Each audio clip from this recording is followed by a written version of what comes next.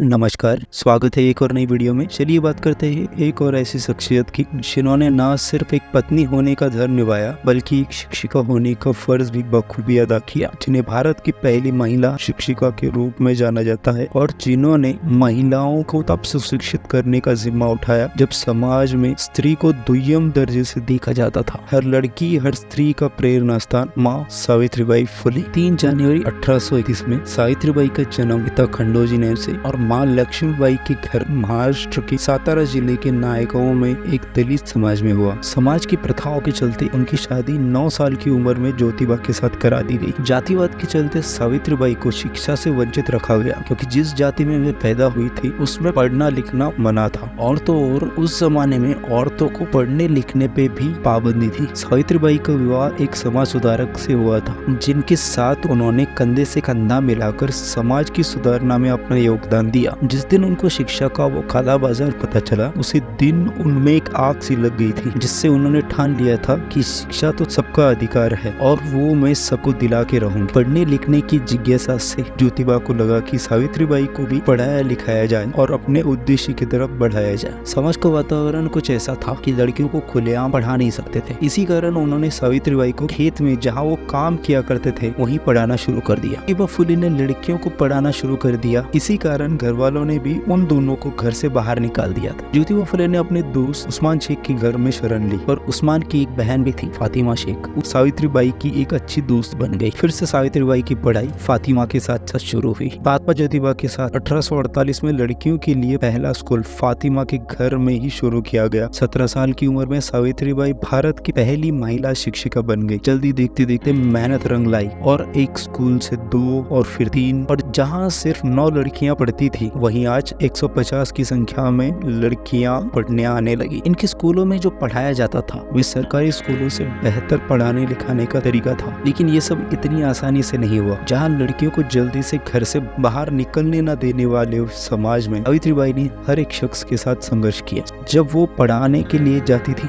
तब उनके ऊपर दूसरी जात के लोग पत्थर, कीचड़, सड़े टमाटर, सब्जी और मल फेंका करते थे, जिससे कि सावित्रीबाई अंदर से टूट जानी चाहिए। ये वही जात के लोग थे जिनको लगता था कि निचली जाति, पिछड़ा वर्ग, उनके लोग कभी भी सुशिक्षित ना हो सके। लेकिन सावित्रीबाई अटूट निष्ठा वाली थी। उन्होंने ज्योतिबा के कहने से एक और साड़ी अपने साथ स्कूल लाना शुरू कर दिया। स्कूल जाते ही वे अपनी मैली साड़ी से उसको बदल लेती थी। महात्मा ज्योतिबा के साथ सावित्रीबाई ने शिक्षा की एक ऐसी लहर पैदा की जिसने पिछड़ी जाति के लोगों में क्रांति सी ला दी। सावित्रीबाई ने उस समय की सारी कुरीतियों का भी खंडन किया, जिसमें वो विधवा पुनर्विवाह, विधवाओं को गंजा करना और बाल हत्या प्रतिबंधक गृह भी बनाया। जिस समाज से उन्हें और उनके पति को ताने मिलते रहे उसी समाज को जागरूक करने का जिम्मा उन दोनों ने लिया।